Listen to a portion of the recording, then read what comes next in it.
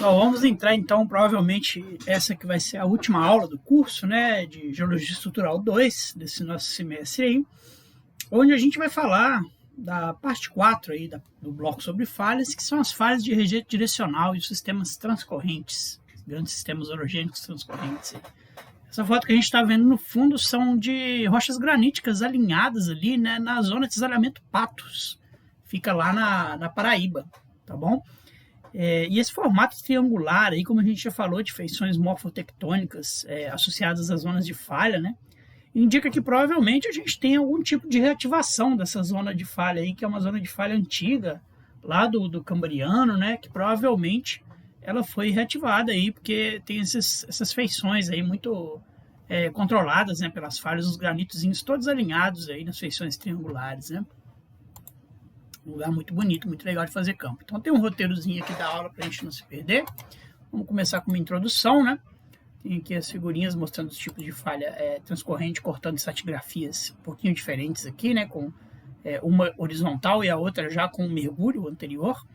E as falhas de rejeito direcional, desculpa, eu tive que fechar um aviso que apareceu aqui. É uma classe de falhas muito importante, né? A importância delas é reconhecida já há mais de 100 anos nas áreas como a Califórnia, a grande falha de Santo André, zona de falha, né? Lá no Japão, a Nova Zelândia tem uma falha lá que chama falha alpina, que não fica nos Alpes, fica na Nova Zelândia, né? E na península da Anatólia, lá na Turquia.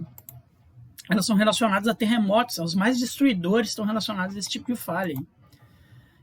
Falha de rejeito direcional é porque o vetor de rejeito é paralelo à direção, ao strike da falha, como a gente vê pelas lineações de estiramento aqui, né?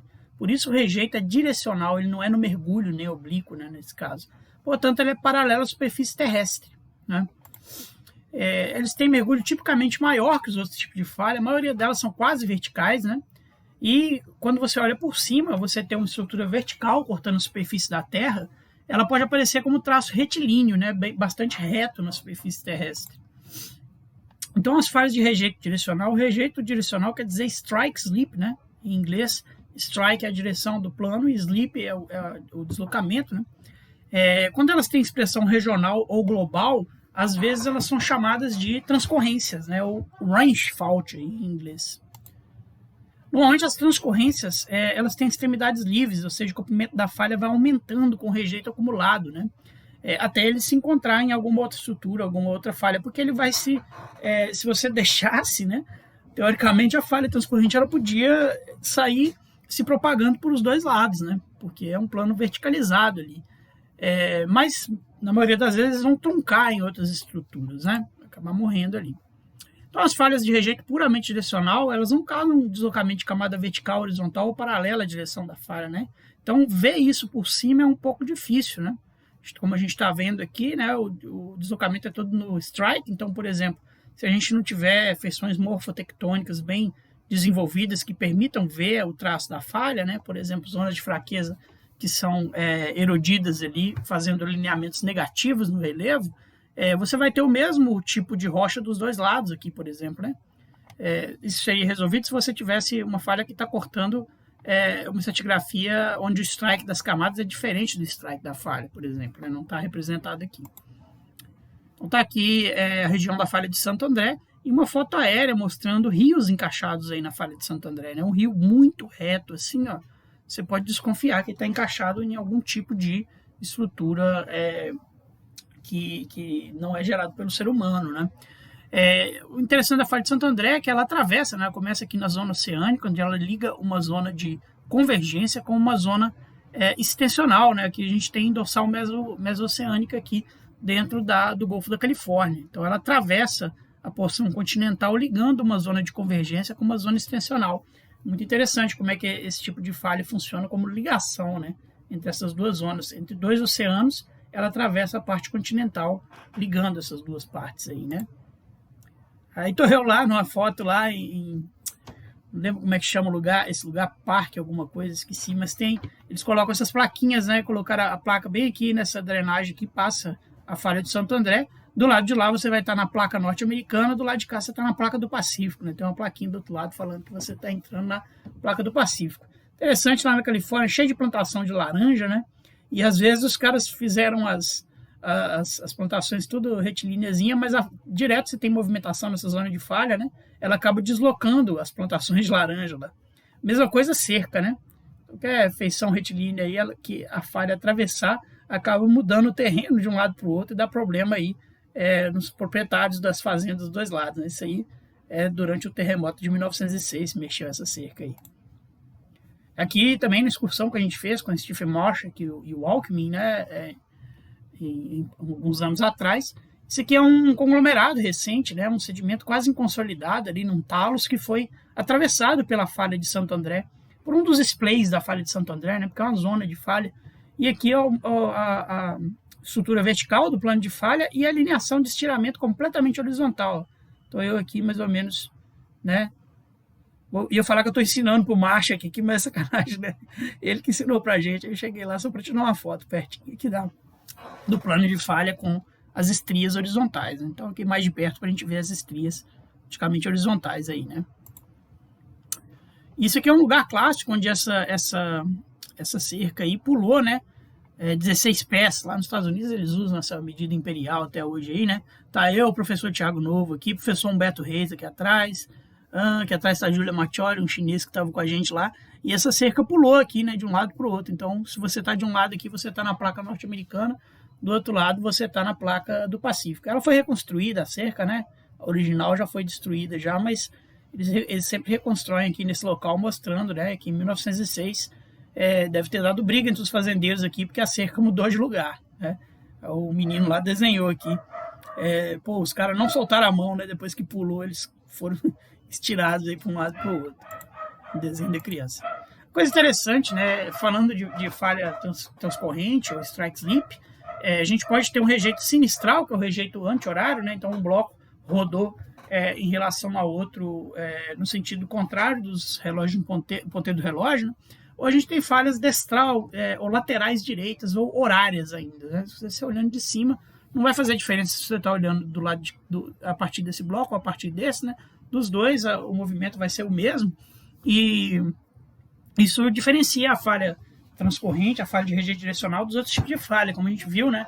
Uma falha de empurrão ou uma falha normal, não adianta você falar que o movimento é só horário, anti-horário, sinistrógeno, destrógeno, é horário, anti-horário, porque você está olhando um corte do afloramento. Se você estivesse olhando o corte contrário, né?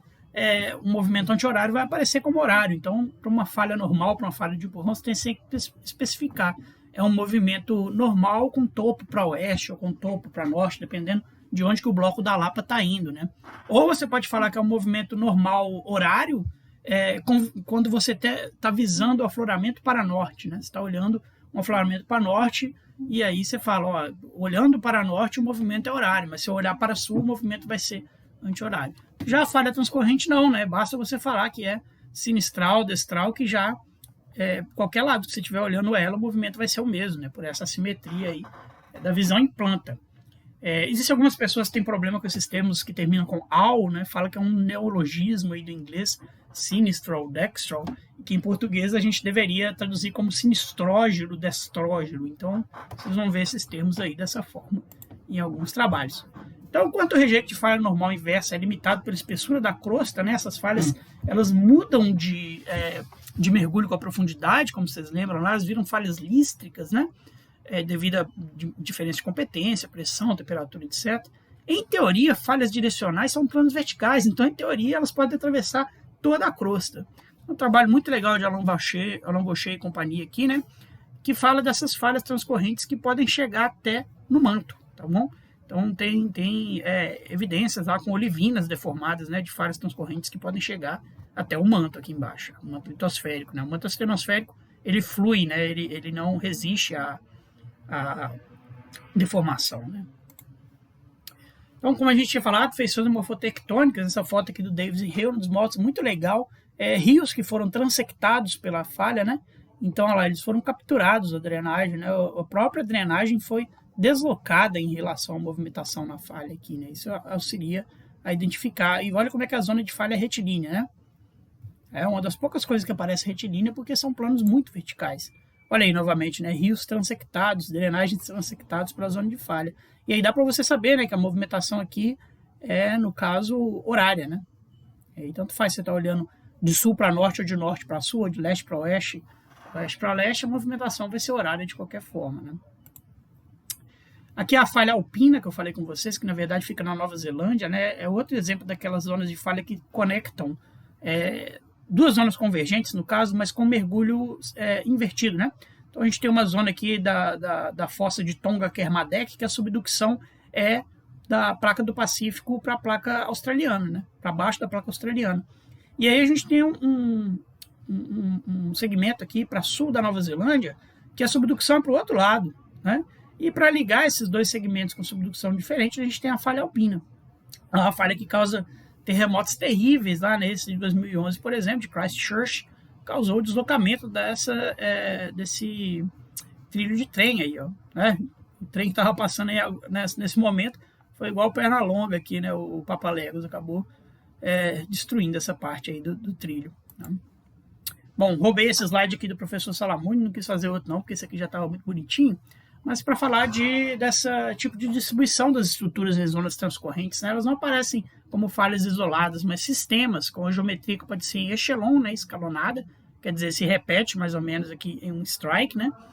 Pode ser revezado, então, né, você tem coisas que sobem e descem aqui no strike, em degraus ou anastomosadas, né? Essas são mais comuns aí quando você tem muita diferença de contraste em geologia, etc. aí, né? E tem regiões aí, por exemplo, no sul do Mar Morto, você tem uma zona de falha transcorrente grande, né? O Mar Morto está numa zona de falha aqui, que atravessa a região de Israel e etc., que você tem falhas escalonadas. Então, vai como exemplo, né? Estão vendo aqui os traços, podem olhar no Google Earth, os traços dessa zona de falhas escalonadas aí. Vou falar das falhas de transferência e transformantes, que são um tipo muito específico aí de falhas transcorrentes, tá bom? Não vamos confundir esses termos aí, não. Transferência é esse tipo de falha que a gente já deu uma primeira pincelada nelas aqui, porque elas transferem o rejeito de uma falha para outra. No caso aqui, por exemplo, duas falhas normais, ó, tem uma falha normal aqui, uma falha normal para cá, e aí você tem uma zona aqui onde você tem um problema de rejeito, né? Porque os blocos estão deslizando. Então você vai ter movimentação de massa aqui.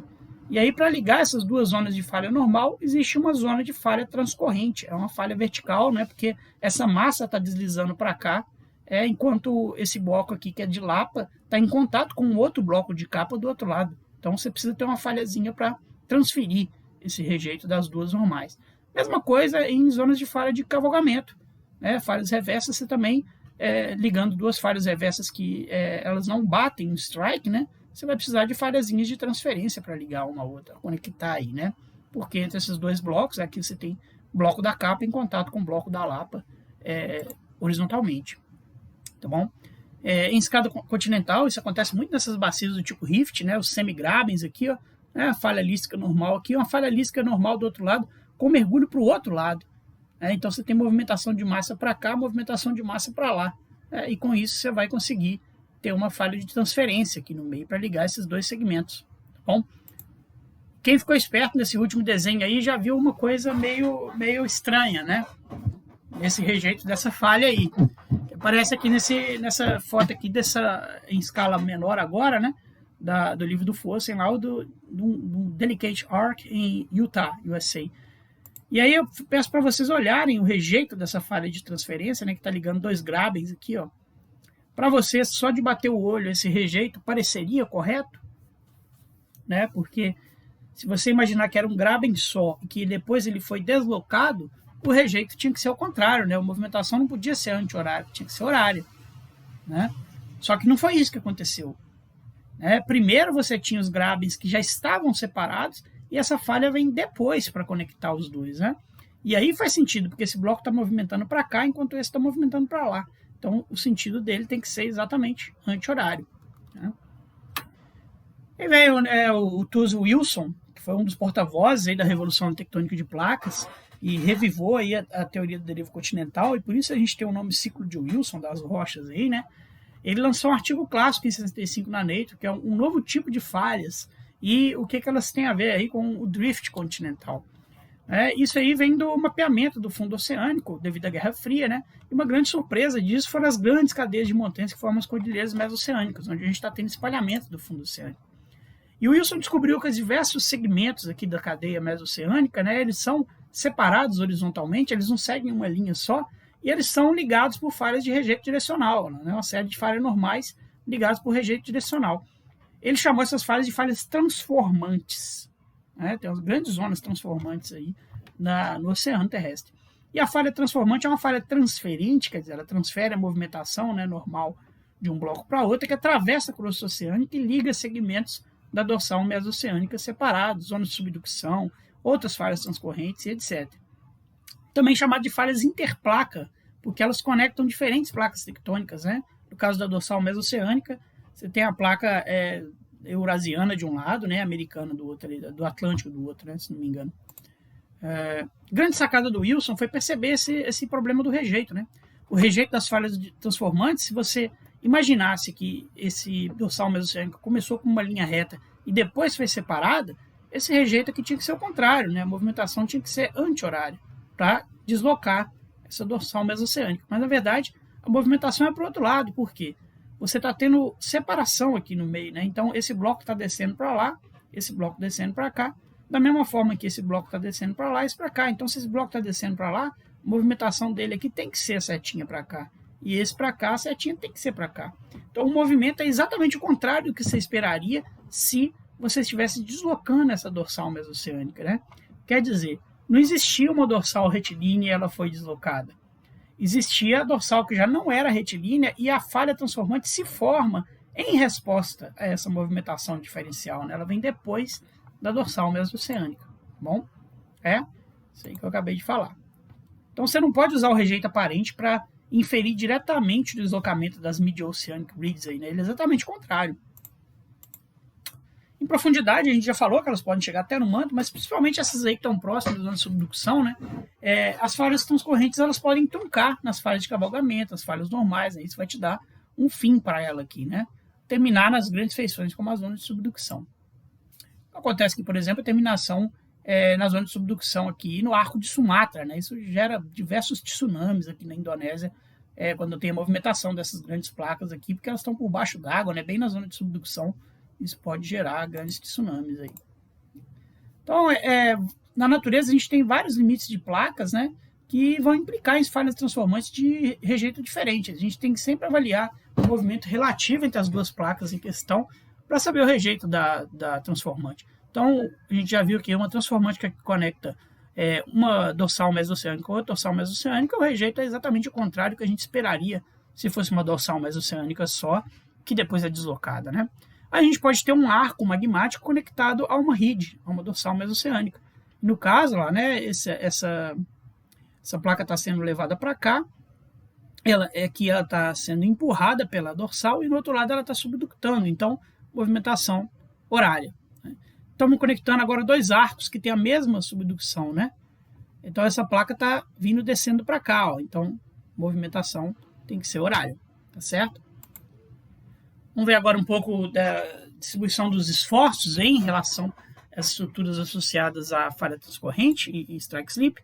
Então, na classificação de Anderson, né, agora o esforço de maior compressão e de maior tração ou de menor compressão, né, sigma 1, sigma 3, estão na horizontal, sigma 2 na vertical. Né? Então, aquela questão dos ângulos, né, a gente vai ter as falhas transcorrentes formando aí com um ângulo muito alto em geração à superfície, né? E com um ângulo de quase 60 graus uma em relação à outra, seguindo lá a classificação de Anderson. Dentro de cada uma dessas zonas transcorrentes aqui, né, a gente vai formar as fraturas de cisalhamento subsidiárias. Eu coloquei aqui de novo o experimento do Close, né, onde a gente tem uma grande zona transcorrente embaixo e por cima dela, né, pela distribuição dos stresses, né, a gente vai ter de forma fractal outros pares cisalhantes, né. Então aí a gente vai formar as fraturas, vou passar mais rápido isso aqui porque a gente já falou desses experimentos em outras aulas, né?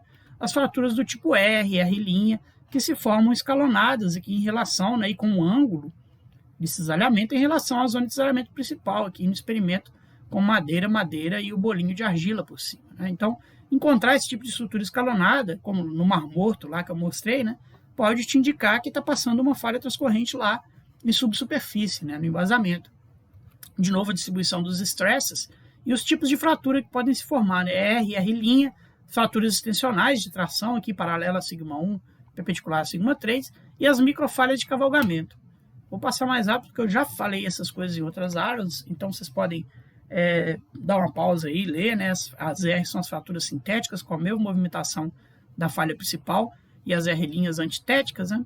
Está no experimento lá, Wilcox e companhia aqui, mostrando Basic Wrench Tectonics, né? Tectônica do tipo wrench básica, como é que você vai movimentando as placas de madeira por baixo da argila, vai se formando as falhas do tipo R e R', né? R primeiro, R' depois. Todo o conjunto vai tender a rotacionar com a zona de desalhamento à medida que você vai progredindo na deformação. Mostrei isso aqui, as fraturas escalonadas, ó, do tipo R, são as primeiras a se formar, porque está passando uma zona de desalhamento, né, uma transcorrente maior aqui por baixo. O asfalto é como se fosse cobertura sedimentar nesse caso, né? Já falei disso, né? As R se formam primeiro, as R' se formam para conectar elas, em echelon, que é escalonado em francês, né? E a figurinha mais moderna aqui do livro do Fossen, né, mostrando a distribuição dessas fraturas subsidiárias, R, R', as fraturas de tração e as microfalhas de cavalgamento. Novamente aqui, né, então, a zona principal está passando aqui por baixo pela distribuição das tensões, né? O cisalhamento maior vai estar a 45 graus, mais ou menos, da sigma 1 aí. E você vai formar, né, como você tem essa movimentação com sigma 1 aqui, você vai ter as falhas, as dobras, né, as fraturas de tensão abrindo, os estilolitos, as dobras com o eixo paralelo a sigma 3, né, perpendicular a sigma 1, e as falhas de cavalgamento também, né. Você tem maior compressão aqui, maior abertura para o outro lado, onde estão as falhas normais. Fraturas extensionais, que vão abrir aqui onde você está pressionando sigma 1 e abrindo sigma 3. E dobras oblíquas, né? Então, o cisalhamento está aqui, ó, quer dizer que o sigma 1 vai estar mais ou menos nessa direção, né? Por isso as dobras ficam oblíquas à sua zona de cisalhamento, né? 45 graus, mais ou menos, elas vão tender, esses eixos todos vão tender a rotacionar à medida que você vai aumentando a deformação, né? Pode acontecer, né, dessas falhas de rejeito direcional, como a gente viu, não existe só uma direção de cisalhamento máximo, a gente sabe que tem duas, pelo menos, né, as duas fazem 45 graus aí com o sigma 1, né? Então, às vezes, elas ocorrem como pares conjugados, né? Você tem as duas zonas sendo desenvolvidas e não só uma. A maioria das vezes você vai ter uma zona bem mais desenvolvida que a outra, né?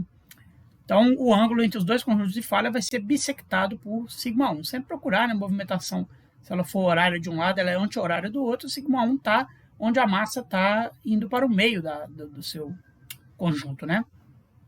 Esse ângulo interno, na verdade, depende de várias coisas, né? Fricção interna e outras condições, como pressão e temperatura, mas para a maioria das rochas vai estar por aí, né? Em condições normais de superfície. Então, esses pares são gerados pelo cisalhamento puro no plano horizontal, o esforço compressivo vai ser compensado pelo esforço distensivo, e por isso você joga a massa para cá e escapa a massa para o outro lado, né? E nesse modelo aí não tem estiramento nem compressão na vertical, lembra que sigma 2 está na vertical, né?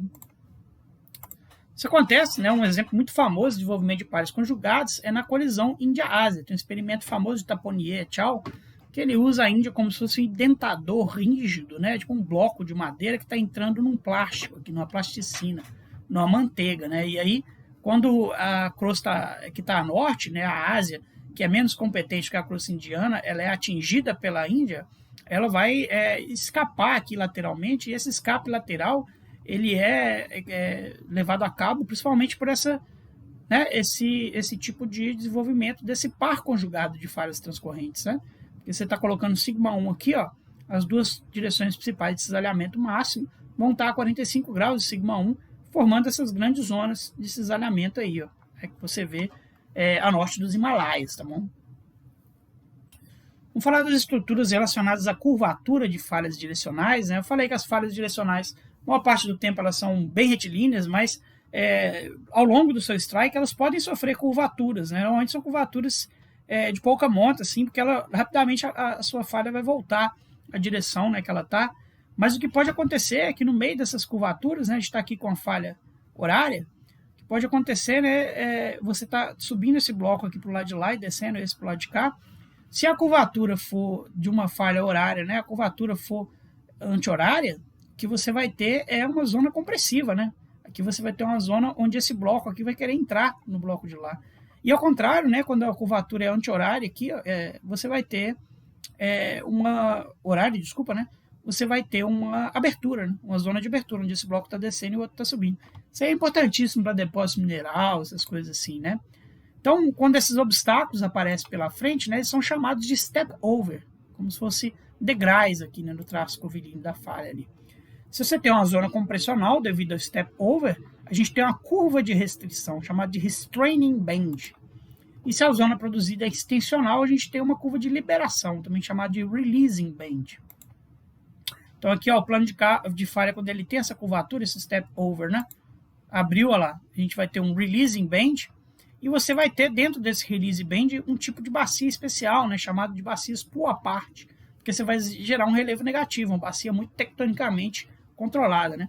Vale da Morte nos Estados Unidos você tem isso aí, o Mar Morto, que a gente já mostrou também, né? E aqui está um releasing band em escala de afloramento, tá um camarada aqui, ó, AGS 1987, esse bloco está movimentando para lá, esse para cá, e aí teve uma curvatura aqui, né, que facilitou para você ter abertura aqui no meio. Mas isso pode acontecer em escala, por exemplo, de lagos, aí, né, em escala maior, ó lá, uma bacia do tipo pull apart. E até continental, tá aqui a bacia do Mar Morto, como a gente falou, né? Então o Mar Morto está dentro de uma zona transformante e quando você tem um releasing band lá, você forma um Mar Morto. E aqui, olha só, né? A grande zona transcorrente está passando por baixo e por cima dela a gente tem as fraturas R, né? São desenvolvidas aí em resposta à distribuição dos stresses, como a gente já falou. Quando a movimentação é ao contrário, agora, né, a curva é para dentro aqui, a gente vai ter o restraining band, né? E esse restraining band vai gerar pequenas cadeiazinhas de montanha, né? Um relevo positivo. Nesse caso dessa foto aqui da AGS, esse bloco está vindo para cá e para lá, encontrou um restraining band, você sobe uma cadeiazinha de montanha. O Dixon Cunningham foi um cara que em 2007 aí fez um trabalho muito legal, né? Mostrando que na região entre a Sibéria e o Tibete, chamada de Altai, Gobi Altai, Tianshan, essa região a norte aí dos Himalaias, né? Você tem uma série de restraining bands por causa daquela movimentação naquelas zonas de falhas conjugadas lá que a gente colocou. E com isso você vai ter uma série dessas cadeiazinhas de montanha, ó, nesse trabalho dele muito legal. Ele coloca os relevos e os perfis geológicos, né, lá, todas elas formadas em restraining bands, né, essas pequenas cadeiazinhas onde os mongóis cavalgam aí, né, mostrando estruturas do tipo pop-up aí, ó. Então, mostrando aqui, né, uma zona de falha aqui onde a movimentação é anti-horária. Se a gente tem movimentação anti-horária, esse mergulho anti-horário também, né, essa curva anti-horária, a gente vai formar bacias do tipo pull apart. Se a curva foi para o lado horário, a gente vai formar o restraining band, que às vezes podem formar duplex, né? Duplex extensionais e duplex compressionais aqui em zonas transcorrentes, né? Os chamados strike slip duplexes, porque são zonas que tem falha na base e no topo, né? Estrutura em flor é um tipo de estrutura característica aí das curvas de restrição e liberação, que a tendência nelas é dessas falhas se ramificarem, alargarem para cima e se juntarem numa falha mestra embaixo, vertical, né? E essa flor pode ser então positiva ou negativa, dependendo do tipo de curva de restrição ou respectivamente de liberação. Então, olha lá, quando você tem um restraining band, essas várias falhas normais, elas vão se juntar, né, na grande falha transcorrente que está embaixo. E quando você olha isso em perfil, fica parecendo uma flor ou uma taça, né? E a mesma coisa o restraining band, ó, você tem um grande número de falhas de cavalgamento que elas vão se juntar na falha transcorrente mestra que está passando por baixo. Então, você vê uma estrutura em flor na cobertura sedimentar, é típico para você interpretar uma zona transcorrente ali por baixo, né, no embasamento da bacia. Está aqui o Steve Marshak, que levou a gente umas estruturas em flor ali, positiva e negativa, associadas à falha de Santo André, lá no oeste dos Estados Unidos, tá bom? Os desenhos dele aí mostrando como é que se formam essas coisas. Você vê isso em zona sísmica, muito bem claro, né? Tanto negativo quanto positivo, tá bom? E isso aqui é lá no Parque do Estigalasto, na Argentina. Tem uma estruturazinha em flor aqui com as fraturas aqui, ó. E minha amiga Elaine, da minha sala, tá aqui por baixo. Essa discussão que a gente fez para lá. Então, uma coisa que tá só as mesmas figurinhas, só que do livro do Davis e Reynolds, né? Mostrando lá todas as falhas normais se encontrando na falha mestra embaixo aqui. E a mesma coisa as falhas de empurrão. Agora, uma coisa que eu gosto de falar de estruturas em flor, né? Que isso aí foi definido para zonas, perfis sísmicos, afloramentos, etc. Quando você tem coisas maiores, né, como são os horógenos transpressivos lá de Tianshan, etc., às vezes a gente usa outros termos, né, como estrutura de dupla vergência, o leque de dupla vergência, o bivergente, etc. A estrutura em flor normalmente é mais usada para coisas em escala de afloramento ou escala de seção sísmica, tá bom? Tenho mais apresentações sobre isso aí, tem um artigo publicado, né? Dá pra gente discutir mais se vocês quiserem. E aí, né, falei então, estrutura em flor é uma coisa mais escala afloramento e sísmica. Vamos falar agora de coisas maiores aí, né, transpressão, transtração e sistemas neurógenos. Então, a transpressão e transtração são nomes dados quando o rejeito da falha não é só direcional, né? A gente tem o componente direcional, mas ao mesmo tempo a gente está tendo compressão ou distensão, né? Compressão, a gente vai ter a transpressão. Se a gente tiver movimento direcional com distensão, a gente vai ter a transtração. Então, você vai ter um movimento oblíquo, né? Então, aqui o strike slip simples. Quando você tem strike slip, ao mesmo tempo que você está tendo contração, você vai ter a transpressão. E, ao mesmo tempo que você está tendo extensão, você vai ter a transtensão, né? E você vai ter entrada de Plúton, você vai ter bacias, etc., dependendo qual for as condições aí de transtensão. Então, nessas zonas transpressivas e transtrativas, a gente tem dois componentes de deformação, né? Um de cisalhamento simples, que é o strike slip, e um de componente de cisalhamento puro, que está fechando ou abrindo ao mesmo tempo, né?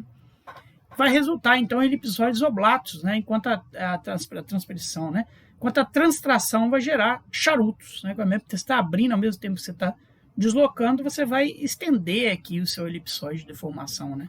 Ao contrário, se você está comprimindo ao mesmo tempo que você está fechando, você vai gerar panquecas. Lembrando lá do diagrama de Flynn, né? Então, a geometria prolata aqui é típica de ambientes de transtração, que você está abrindo ao mesmo tempo que você está deformando, e a geometria oblata, típica de ambientes de transpressão. Então, isso aí pode te ajudar. Se está no seu afloramento lá, que é um conglomerado todo deformado, né? Você pode medir os eixos dos classes conglomerado deformado, usar eles como análogo para os elipsoides de deformação, e aí joga no diagrama de Flynn, né? O eixo x, y, z, o tamanho aqui, e ver se você está mais uma zona transpressiva ou transtrativa. Fala agora dos sistemas transcorrentes em orógenos, né? Um exemplo aqui está o orógeno caledoniano. Muitas vezes, né, o que acontece é que quando você tem a colisão continental, você colide lá uma massa continental com a outra, em grandes zonas como a Índia e lá os Himalaias, acontecendo hoje, né? Muitas vezes você tem essa compressão frontal inicial, que é a compressão que a gente chama de tangencial, mas depois de um tempo você não consegue mais acomodar a deformação só frontalmente. E aí um continente começa a deslizar lateralmente em relação ao outro, né? Como se eles não tivessem mais conseguindo se encontrar de frente e começar a se deslizar e escapar de lado, né? E aí com isso a gente vai ter essa tectônica de escape lateral, que ela é produzida por um sistema de falhas transcorrentes, ou transpressivas, né? Que normalmente vem depois da tectônica frontal, tá bom? Essas falhas transcorrentes elas podem justapor lateralmente terrenos, unidades rochosas de história diferente, né? Como é o caso aqui nos caledonianos aqui da Escócia, né? Você vê que são terrenos com cores diferentes que estão vindo, né, de longe e sendo justapostos. Pode vir de centenas de quilômetros, né, de diferença aí. Para esses orógenos mais novos, isso é muito legal, mais novos que eu falo, fanerozoicos, né? Porque tem conteúdo fossilífero diferente, né? Trilobitas diferentes dos dois lados, etc., mostrando que são lascas de coisas que estavam longe, que foram colocadas ali pelo movimento lateral, certo? Então, os caledonianos do Atlântico Norte, aí, que foi a junção, né, de Laurência com Eurásia, formar a Laurásia aqui no Paleozoico, né?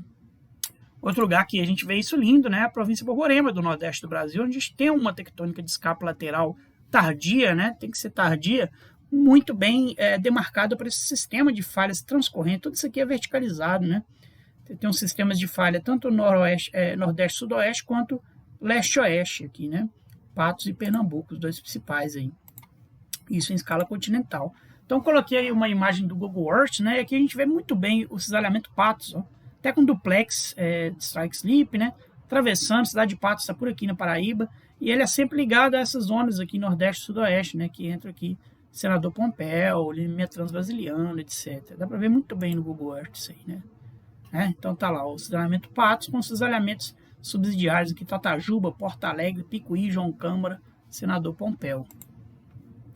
Isso aqui é onde eu fiz meu doutorado, né? Então tá aqui a porção oeste da zona de cisalhamento Pernambuco, que é aquela mais a sul, e como é que ela causa virgação nas estruturas regionais, né? Como se você estivesse vendo uma grande drag fold aqui, né? Uma enorme dobra de arraste, porque a movimentação é destrógena aqui, no caso, né? Horária, né? Do cisalhamento Pernambuco. Então, vê como é que ela sofre essa virgação, as estruturas, quando chegam próximo à zona de cisalhamento, mostrando que a zona de cisalhamento Pernambuco veio depois também dessas estruturas que já estavam aí, né? E eu já mostrei isso antes também, como é que fica interessante, né? Eu estou saindo desse granito que está em vermelho aqui, ó. A gente pega uma porção aqui que ele está menos deformado, você vai chegando próximo da zona de saneamento, ele vai ficando cada vez mais deformado. Então ele está aí um granito porfirítico, né? Você está vendo os grandes feldspatos aqui, até ainda retangulares, né? Mas à medida que a gente vai se aproximar da zona de saneamento do Pernambuco, ela vai começar a se deformar, né? Vai ficando com o aspecto de Augengneiss. Augengneiss é esse gneiss que parece olhos, né? Augen quer dizer olho em alemão. Até que ela fica, né, vai pegando cada vez mais a foliação milonítica da zona de saneamento e se transforma num milonito, até um ultramilonito, né? Isso aqui já é bem na zona de saneamento do Pernambuco, é a mesma rocha, ó. Só que já ultra deformado, ultra estirado, os feldspatos viraram aí essas faixinhas aqui de, né, branquinhas aqui, que a gente está vendo ultra estiradas. Uma dessas zonas de falha que atravessa o Nordeste brasileiro, né, aqui é chamada de, localmente de Pedro II, né, Sobral, Pedro II, que é perto da cidade de Sobral, lá no Ceará. Na verdade, ela é uma zona de falha que atravessa por baixo da bacia do Parnaíba e vai sair lá no Tocantins, vai sair quase lá no Paraguai. Nessa zona de falha foi chamada aí pelo Schopenhauer 75 de lineamento transbrasiliano, porque ele atravessa aqui todo o território brasileiro, né? Mas, na verdade, ele não é só transbrasiliano, né? Ele atravessa o território brasileiro e sai na África ainda. Alguns autores interpretam a continuação dele no lineamento Candi, que está ali no noroeste da África, e vai sair lá no Saara, tá bom? Esse aqui eu tirei essas figuras do trabalho de Cordani, tchau. E esse aqui do nosso trabalho, que saiu na Brazilian Journal of Geology, 2020, né? De integração aí do nordeste do Brasil com o noroeste da África. Tem várias interpretações e várias propostas para a continuação dessas falhas.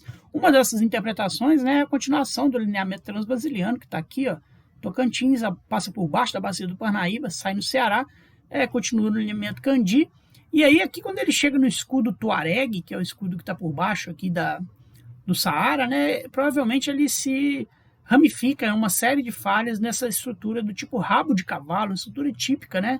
Você vê por cima, assim, parece um rabinho de cavalo, porque a falha vai se dividindo em vários displays de falhas, tá bom? Olha aí, né, peguei desse artigo nosso o escudo Tuareg, que está lá no Saara, tá bom? E vê como é que a quantidade de falhas transcorrentes que atravessam essa área, né? Uma área toda retalhada por falha, colocando aí domínios geológicos diferentes em contato um com o outro, né? Aqui uma foto do Google Earth, né? Tudo coberto pelas areias do Saara, mas nessa região, aqui a Argélia é chamada de maciço de Hogar, né? A gente vê, tá, inclusive que essas grandes falhas estão passando aqui no meio, é para vocês verem aqui o seu traço, né? Às vezes essas falhas ganham nomes, como elas são muito norte-sul, né, nessa região, eles ganham o nome das linhas de longitude, aqui, lineamento 450, lineamento 830, etc. Né, ganha esses nomes aí. São 3 maciços para o escudo Tuareg, né, o maciço do Hogar, na Argélia, o maciço de Air, no Níger, e esse maciço de Forraz aqui, que é no Mali, né? Então a divisa Níger, Mali, Argélia. Como é que isso aparece bem ali? Da mesma forma que aparece na Borborema também. Já é o mapa do nosso artigo, né? Todas aquelas zonas de falha aí passando aí, ó. Patos, Pernambuco e as zonas de falha Nordeste e Sudoeste. E aí, né, novamente, eu estou mostrando para vocês aqui o lineamento Patos, agora mais perto, né? Com essas grandes zonas aí, Nordeste e Sudoeste, tanto para baixo quanto para cima estão ligando a ela, uma grande estrutura SC isso aí, né? E agora vendo isso em forma de mapa, tá aquela figura lá, aquela foto que eu mostrei dos granitóides alinhados, né, aqui do lineamento Patos, esse mapa do doutorado do Vladimir Medeiros, não ficou o nome aqui. E também em outros lugares do Brasil que a gente vê isso, por exemplo, né, na divisa aqui do Rio de Janeiro com Minas, a gente tem na província Mantiqueira todas essas falhas Nordeste, Sudoeste aqui, né, que, por exemplo, aqui nessa zona aqui de Além Paraíba, essa divisa de Minas com Rio de Janeiro é muito retilínea porque ela está encaixada numa zona de falha, né? Aqui, da mesma forma, a gente tem a virgação dessas zonas também, fazendo zonas transversivas, assim como a gente tem lá no Nordeste. Aqui está o Serra do Caparaó, né? Vendo mais de perto agora, ó, Rio de Fora aqui, isso aqui é Minas Gerais, isso aqui é Rio de Janeiro, né? E vai chegando perto dessa zona de falha aqui para te mostrar para vocês, ó, Além Paraíba está aqui. Ela está encaixada, né, bem no Rio aqui, ó, no Rio Paraíba do Sul, né? E olha como é que todos os lineamentos aqui, ó, né, os lineamentos são todos negativos, mostrando que são zona de falha bem possante, aí, né, de quilômetros de espessura, com várias falhas subsidiárias, e uma delas está encaixado o Rio Paraíba do Sul, bem retilíneo, né? Olha a gente aí, né, numa dessas pedreiras, bem nessa zona de isolamento Paraíba do Sul, que você tem esses ortogonais similonitizados aí. Você olha de cima, você vê todo tipo de estrutura, né, budãs rotacionados, né, grandes enclaves que sobraram aqui, como enormes porfiroclastos, como se fossem enormes porfiroclastos rochosos, né, dentro dessas guinais que fluíram aqui ao redor deles. Olha como é que a sensação de fluxo é grande quando você vê essas rochas. Elaine está aqui de novo, né? Elaine apareceu muito hoje aqui. Está bem naquele rio que a gente viu por cima lá, né? Então vê como é que a estrutura é toda, né? O rio é encaixado na estrutura. Isso eu acho interessante, né? Se a gente voltar aqui, eu vou voltar um pouquinho, porque a estrutura do Nordeste brasileiro, por exemplo, né? Ela vai te dar a estrutura onde vão se encaixar os rios, as coisas, etc., né? As montanhas, os rios, as serras. E esses rios, essas coisas, eles são usados como divisas estaduais, né? Então, no fundo, a geologia, ela comanda a divisão geográfica, que por sua vez vai comandar a divisão geopolítica, né? Então, olha que interessante você ver aqui, ó, faixa sergipana, etc., ela tem essa ligação. O estado de Sergipe está mais ou menos nessa direção aqui, né? Aí você tem o maciço de Pernambuco-Alagoas, que é mais ou menos onde encaixa o estado de Alagoas. Pernambuco, aí você começa a ter os estados mais ou menos estirados, né, compridinhos, porque você encaixa na zona de isolamento de Pernambuco, zona de isolamento Patos, então você tem estado de Pernambuco e estado de Paraíba. E aí, quando a zona de isolamento passa a ser mais nordeste e sudoeste, você tem a divisa do Ceará com o Rio Grande do Norte, que segue nordeste e sudoeste também. Então você vê como é que as divisas interestaduais, né, devidas aos grandes rios, etc., elas seguem bastante essa divisão da estrutura pré-cambriana que está por baixo, né? Olha lá.